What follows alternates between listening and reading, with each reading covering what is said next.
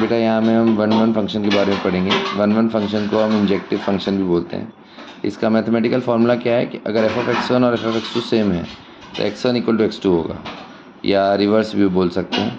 दूसरा डेफिनेशन, अगर x1 और x2 अलग अलग है तो f(x1) ≠ f(x2) होगा। ठीक है, जैसे कि ये एक फंक्शन है y = x लाइन, तो y = x लाइन ये स्ट्रिक्टली इंक्रीजिंग हो गया है ना, स्ट्रिक्टली इंक्रीजिंग फंक्शन हो गया, क्योंकि इसमें ये फॉल नहीं कर रहा है। तो जो भी स्ट्रिक्टली इंक्रीजिंग या स्ट्रिक्टली डिक्रीजिंग फंक्शन होता है वो वन वन होता है।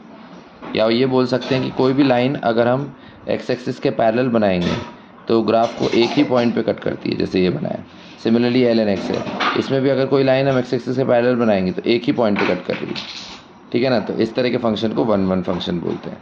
ठीक है, डायग्राम से हम ऐसे समझ सकते हैं, देखो इसमें एक से ही कनेक्टेड है, यहाँ पे भी एक से ही कनेक्टेड है, तो ये वन वन फंक्शन का डायग्राम है।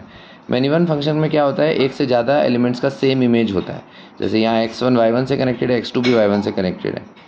ठीक है, तो ये एक मैनी वन फंक्शन हो गया। ठीक है, f(x1) और f(x2) तो सेम है, बट x1 और x2 अलग अलग है, राइट। तो दूसरा हम ये भी बोल सकते हैं कि अगर हम कभी भी x एक्सिस के पैरेलल लाइन बनाएंगे तो वो ग्राफ को कम से कम 2 पॉइंट पे कट करेगी। जैसे कि एग्जांपल के लिए y = x², ये एक पैराबोला होता है, वर्टिकल पैराबोला। तो यहाँ पे अगर मैंने एक पैरेलल लाइन बनाया इस तरह से तो वो 2 पॉइंट पे कट करेगी, इधर भी। तो इसलिए ये क्या हुआ, ये एक मैनी वन फंक्शन का एग्जांपल हुआ। Okay, thank you.